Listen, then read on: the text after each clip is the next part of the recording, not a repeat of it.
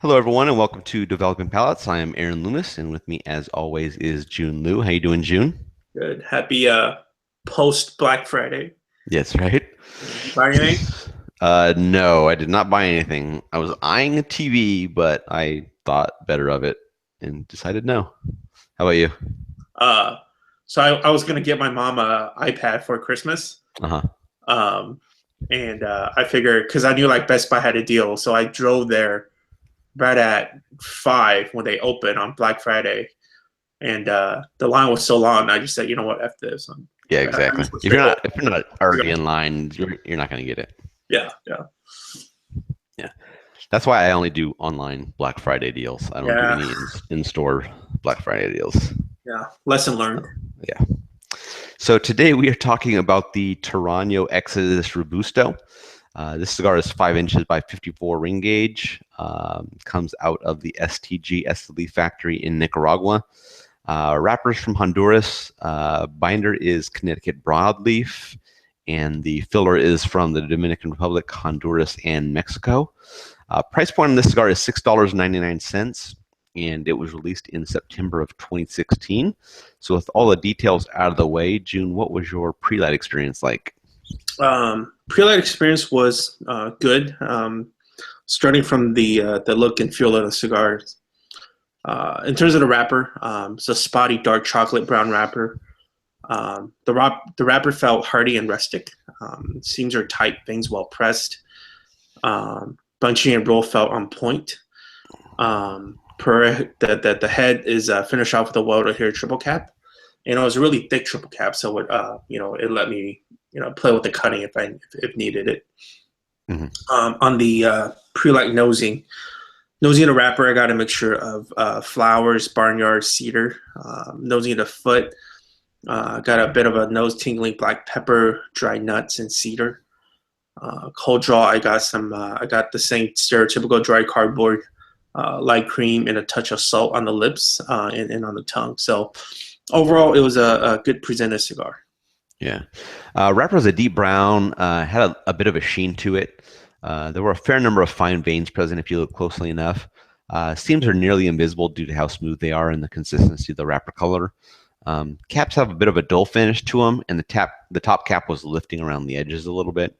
The band is very colorful in the background, has a large silver design that runs kind of parallel with the cigar rather than perpendicular like most cigar bands are set up.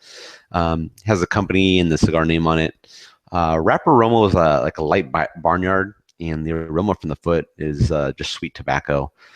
Pre-light draw was leather with a little bit of pepper, and there was also a slight spicy tingle on my lips. So getting the flavor first third to final third, what was your experience like? Um, Upon initial draw, I got a really tasty mixture of slightly sweet cream and bread. Closely following that, generic dry wood, a minerality that was like a earthy rock-like minerality to it, Mm-hmm. and also got some effervescent notes as well. Through the nose is where the spice actually got detected in the form of like a nostril awakening black pepper. And when I said, sometimes when I write these things, I write uh, no stinging black pepper or subtle black pepper, or in this case, like a nostril awakening black pepper. So when I say things like this, it's a good level of spice. Like it's like, oh, it's there. I'm glad it's here. Right. Whereas no singing is like, oh shit. Right. Like Riste's Yasim Craw, for instance. Right? Yeah. His thing absolutely tears my nose up, but it's good though in a weird way. Yeah. So that's what I mean by that spice level. So moving on, within the retro and getting that black pepper, I got some dry nuts to it.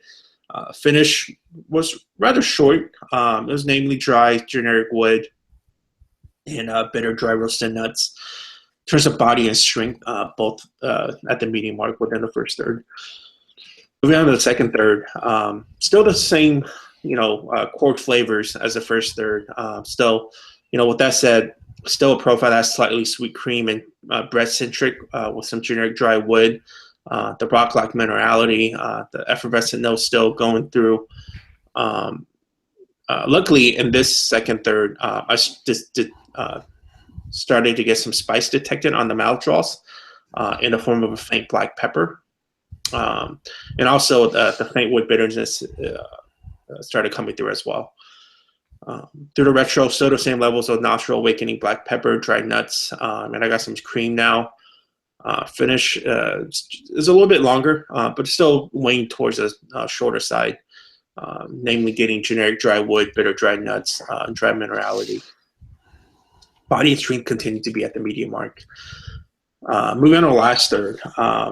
The last third is in line with the second third, still namely slightly sweet cream and bread centric, followed by that generic dry wood, rock-like minerality, effervescence, faint black pepper, and wood bitterness. Through the nostrils, still the same amount of black pepper, dried nuts, and cream. Finish still on the shorter side with the generic dry wood, bitter dried nuts, and dry minerality.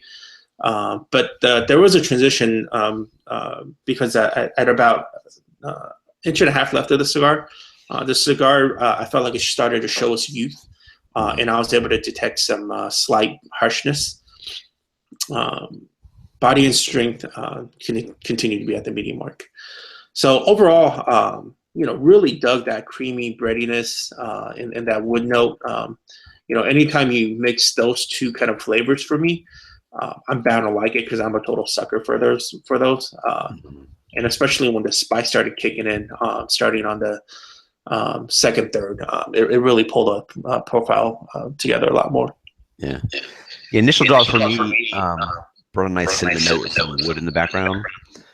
Cinnamon is also present on the retrohale. At a quarter inch in, that woodiness increased to even out with the cinnamon, and some cream joined in to create a really nice mix of the flavors. 3/4 of an inch in, that wood slightly increased over the cinnamon with a little bit of cream still present. Retrohale still carried a nice cinnamon note to it.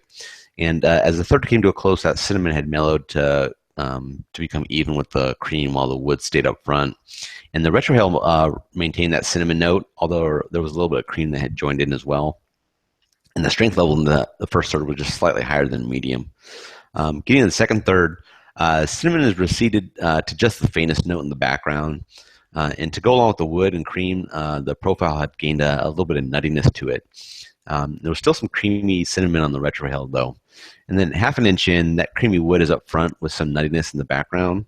And then at an inch in, that nuttiness went away, and some slightly bitter coffee was now in the background with that creamy wood up front. And that's kind of how that second third finished. And the strength level was still a little bit above medium. And then getting into the final third, kind of continuing on with that creamy wood, there's also now a little bit of pepper that was present in the background and on the finish. And the retro also has a little bit of peppery, creamy wood to it. And 3/4 of an inch in, the cigar began to warm up, kind of brought the wood more up to the front, and the cream moved to the background with a little bit of a peppery finish as well. Retrohale also warmed up, so it was primarily wood with a little bit of cream, and that's pretty much how the cigar finished out. And the strength had kind of increased a little bit just to get up to the medium full mark. So getting into performance, burn and draw, what was your experience like? Burn was really good. Total smoking time, 2 hours, which is actually exceeding my expectations. Something of this size, I expect somewhere in the range of hour 30, hour 45. So it was good. Burn line, it was almost razor sharp for mine. Ashes turned on, sturdy, fell on an average of half an inch increments. So ash increments was a little short, but everything else was just rock solid. Moving on to the draw. The draw was just good. It was loose for me, but it was still good. Cigar never heated up or anything, so performance-wise, there was no issues at all. But it was a bit loose for me, and it was a little too effortless. Mm-hmm. Yeah, the first ash didn't fall until the halfway mark on the cigar for me, and the burn line was razor sharp. The cigar did go out on me once in that final third, and it required a relight. But the way that the cigar was burning, man, for people that are into longest ash contests, this might have been the cigar to kind of go with, because it was just hanging on. And those people kind of smoke them like chimneys pointing straight up, so then it's going to last even longer. But I'm not into that kind of thing. So, Yeah. I just thought it was interesting when I'm smoking it normally and it goes halfway. That's a pretty good ash. Draw for me is perfect. Just the right amount of resistance that I like. Nothing to complain about. So really, just not even have to think about the draw is always a plus. So overall, what were your thoughts on the cigar? Um, I like the cigar. I, it's kind of feel like I'm going to eat my own words, but I try to go into, there's like certain cigars that are hyped, whether it be what the media hypes about or what my personal profile that I personally enjoy, I hype it in my head, right? This was neither one of those. Mm-hmm. So when I picked this up for review, I thought, whatever, right? General cigar, Torano, typically known as Steady Eddie, kind of a cigar, right? Right. But man, I really enjoyed the that cream and bread. I love those two notes on this. It almost tasted like a really creamy, sweet pastry to me. And I couldn't get enough of that note. And so, purely based on those two notes, I would smoke it countless times. So also I would say it was good overall because it wasn't just linear, right? So if it was just like cream and bread, that to me is not indication of a good cigar. That to me is a linear average cigar. But because it had wood notes, and the spice started kicking through, and spice was really strong on the retro, not strong as in like it was actually really strong, but like it started, getting there, right? All these things pointed to the fact that it's a tasty cigar. And it is still a typical Torano Steady Eddie kind of cigar, but it was flavorful. I assume Jack Torano had something to do with this cigar. I think this was blended before he came on board, but I could be wrong. All right. But anyways, Jack gave us these cigars at the show. Right.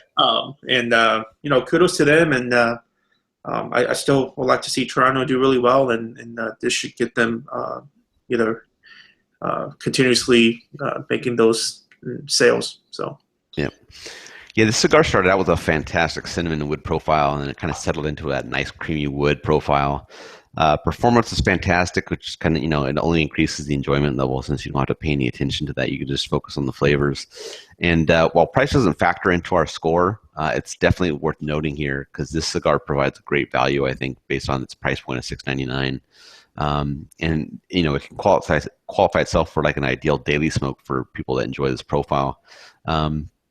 Strength might be a little bit up there for those that like milder smokes, but anyone that kind of enjoys that medium strength level, this might fit into their wheelhouse. So I could see smoking a ton more of these in the future, man. I think I think I was in the same boat as you. I mean, it's a Torano cigar. I mean, I started out smoking Toranos when I first got into smoking, and I enjoyed them.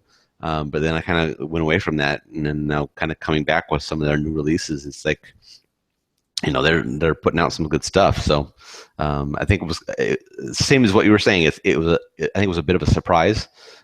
First off, Torano. Second off, price point. You're thinking, all right, let's see what this is going to be. And now under the general umbrella, you're just not really sure what you're going to get. But I think it was definitely good.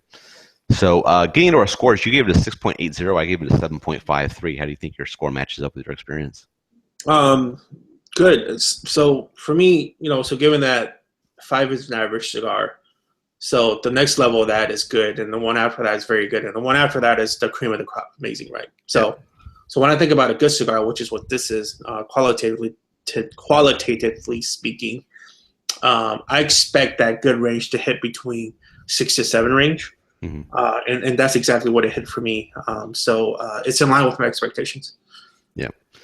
Yeah, I think my score matches up well. I mean, I really enjoyed this cigar. Like you were saying about the bread and the cream for you, for me, it's cinnamon. If you can put cinnamon in a cigar and you can, surround it with some good accompanying flavors and you can kind of keep that note kind of going through a majority of the cigar, I'm probably on board. So this is just a really good, enjoyable cigar. Like I said, we don't factor price into it, but when you look at those two things, our score and the price separately, this is a tremendous value cigar. And I'm not saying value because it's cheap. I'm saying value because based on the price and based on the score, you get a lot for your money. So, with that being said, I think that's kind of the perfect storm for a cigar is when you get a high score and a low price. So this is something to check out. If you smoked Taranos in the past and went away from them, or you've never smoked a Tarano before, I think this is a cigar to get you in. So I'll call it the gateway cigar for Tarano. But any other final thoughts from you? Um, I think this is probably my favorite of the general offerings that I smoked this year. Yeah. I'm pretty sure it is actually. So Yeah, so far it's pretty good. I mean, yeah. the Consigliere was pretty good as well, Oh yeah, yeah. but I think This one is in these close are yeah tie these to are that. I think. top two so far that we smoked. I think. Yeah, for sure. All right. Well, thank you for watching. If you're just catching this video on YouTube, be sure to check out the website, developingpalates.com, to read the full written review. Subscribe to us on YouTube, and be sure to follow us on the social media channels, Facebook, Instagram, Twitter, Google+. Thank you for watching, and we will catch you on the next video.